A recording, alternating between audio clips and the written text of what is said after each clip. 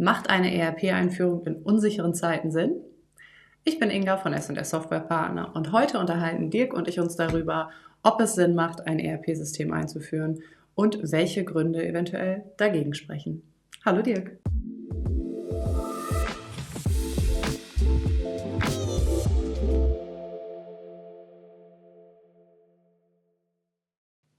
Ja, hallo Inga. Ja, schön, dass du wieder dabei bist, Dirk. Ich hatte mir zu dem Thema ja vor einigen Wochen mal, ich sag mal so, meine Gedanken sortiert und auf LinkedIn dann einen Artikel gepostet dazu. Genau. Einfach das Für und Wider mal abgewogen. Und weil es, wie so häufig hat so eine Medaille zwei Seiten. Ja, da spricht einiges dafür und einiges dagegen. Und ich muss jetzt einfach gucken, welchen Weg gehe ich. Ja, klar.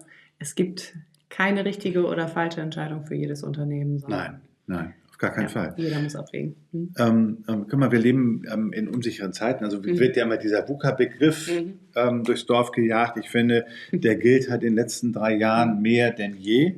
Ja, ich meine, VUCA steht für volatil, unsicher, komplex und ambivalent. Ja, und das trifft schon ziemlich den Kern.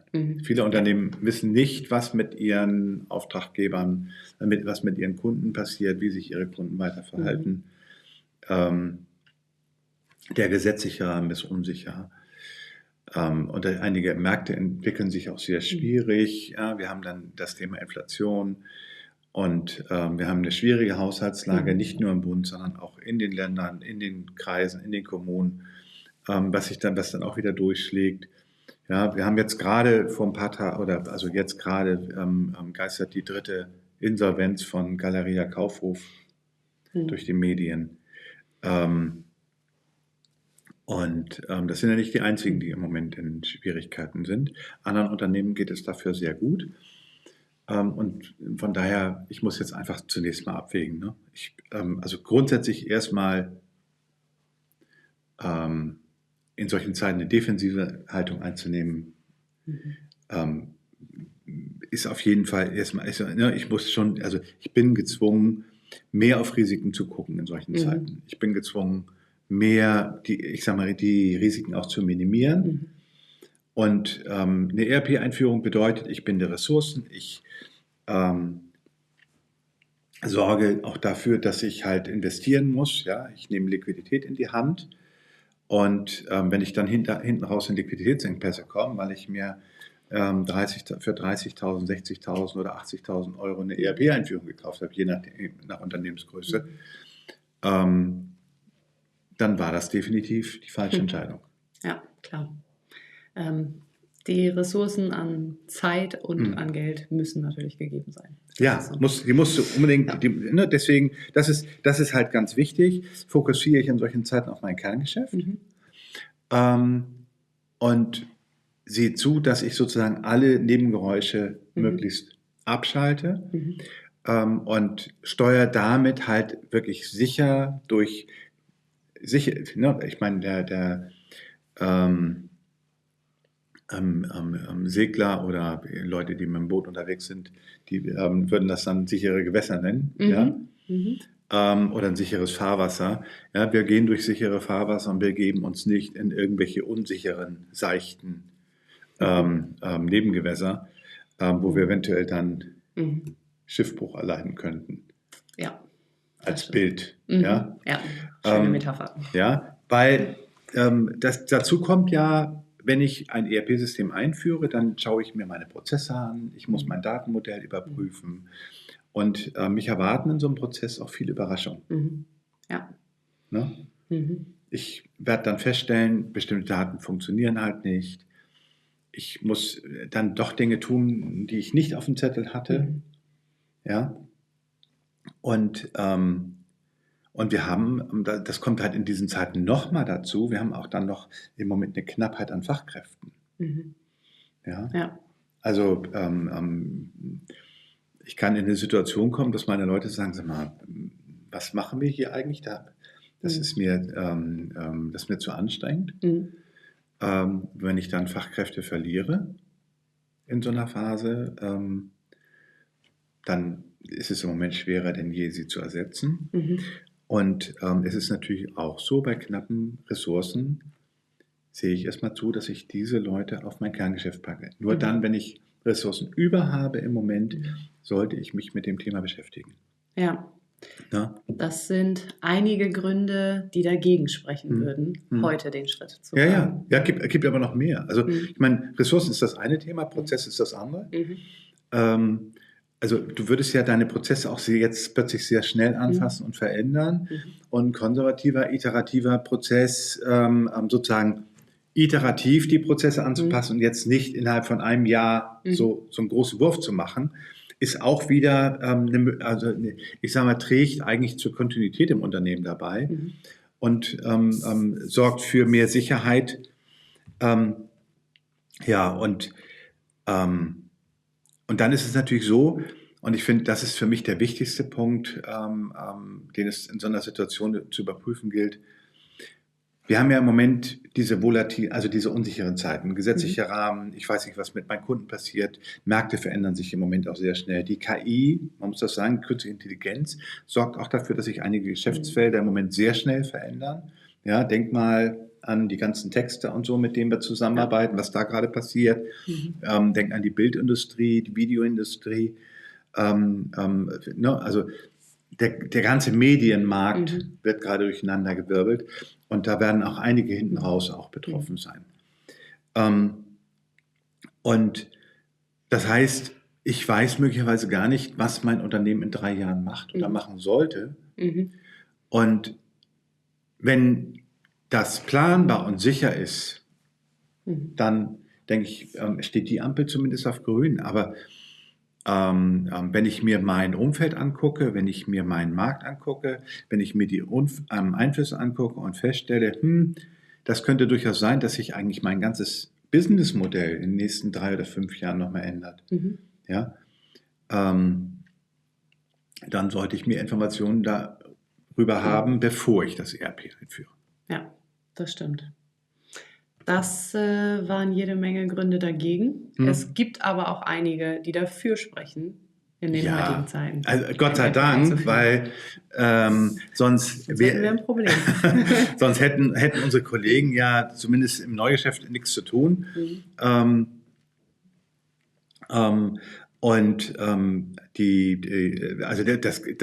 sag mal, ein ganz großes zentrales Thema ist, also wir haben eigentlich so 2 große Knackpunkte. Das eine ist, Unternehmen wachsen im Moment teilweise sehr schnell oder sie verändern ihr Geschäftsmodell. Und plötzlich fliegt ihnen ihre ganze alte Infrastruktur um die Ohren. Ich will einen Shop anbinden, ich will digitale Vertragsmodelle ermöglichen. Und meine ganze alte Infrastruktur kann das nicht.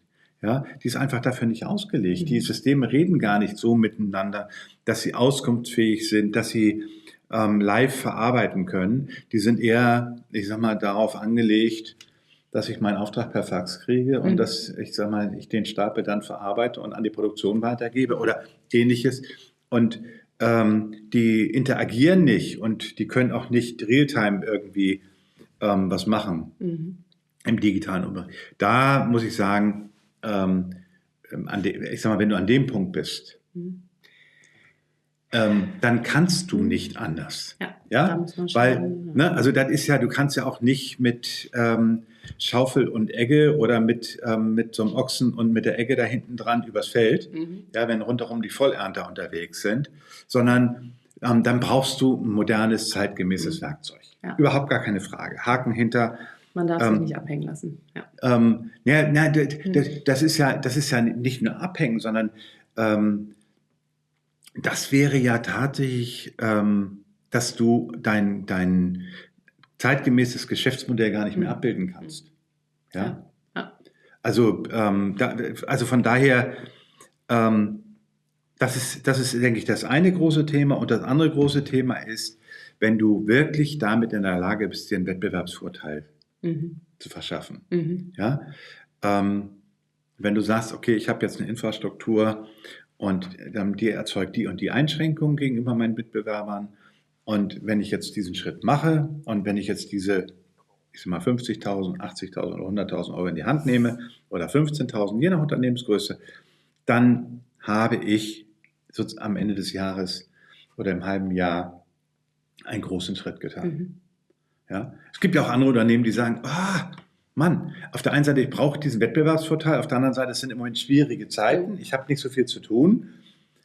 Ich habe jetzt die Ressourcen, um jetzt so ein Projekt zu machen. Auch das würde dann mit dafür sprechen. Ne? Ja. Also da ist so, das sind so die Haupttreiber. Ja, das klingt doch gut. Gibt es noch weitere Punkte, die dafür sprechen würden, ein ERP-System einzuführen? Ja, ich denke mal, ein wichtiger Punkt ist das Thema überhaupt Marktchancen. Wenn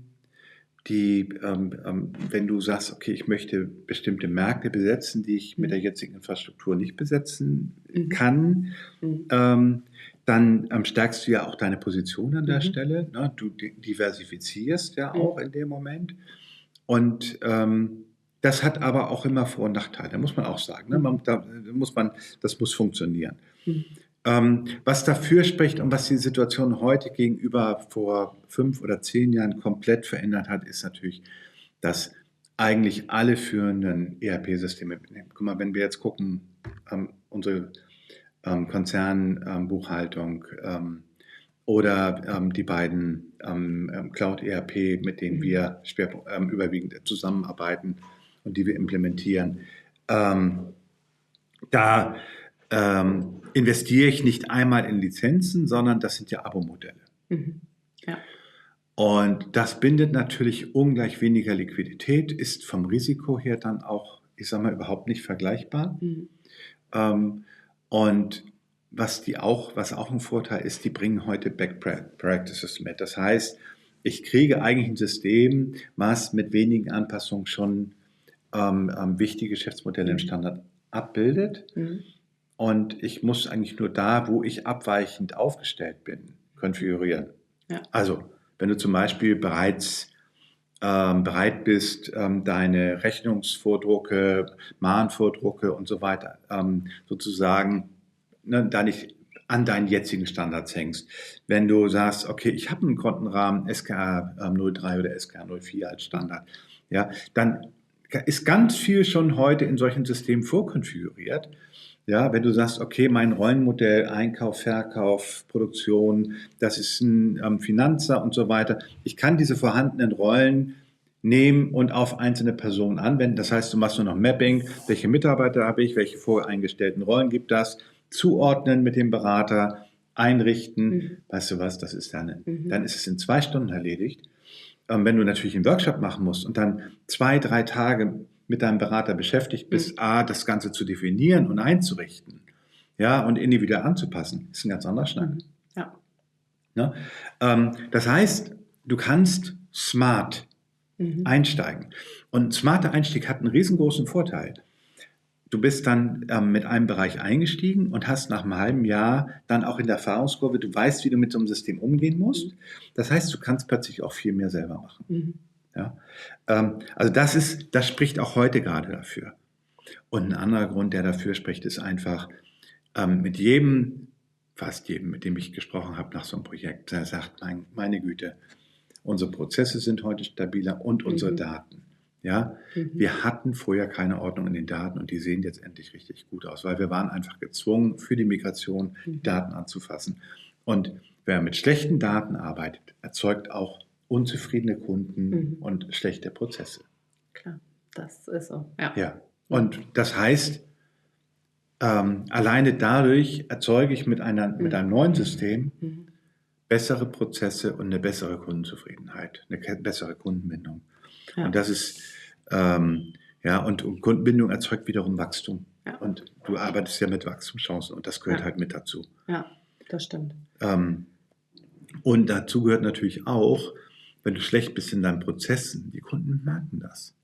Und die Kunden bezahlen das auch, / bezahlen das nicht. Das heißt, wenn sie den Eindruck haben, du bist nicht zeitgemäß und du bist nicht gut, zahlen sie weniger, als wenn sie sagen, du funktionierst als Unternehmen und du hast deine Prozesse im Griff und du erzeugst halt eine Kundenzufriedenheit. Ja. Ja. Das sind also auch einige triftige Gründe, die dafür sprechen. Ja. zu den jetzigen Zeiten einzuführen. Ja, gut, aber ich sag mal, also es gibt noch eine ganze Menge. Ne? Also ich meine, es gibt ja diesen geflügelten Spruch von Gorbatschow, ne? Wer zu spät kommt, den bestraft das Leben. Wir haben im Moment ganz viele Innovationen in sehr kurzen Zeiten.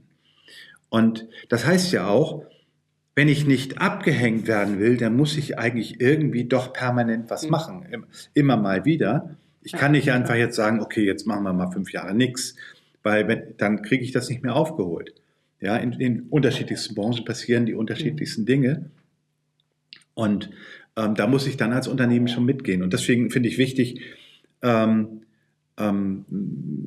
eben nicht zu spät auf modernes Cloud-ERP, das eben mit anderen Systemen interagieren kann, wo ich keine aufwendigen Schnittstellen mehr programmieren muss und ähnliche Dinge.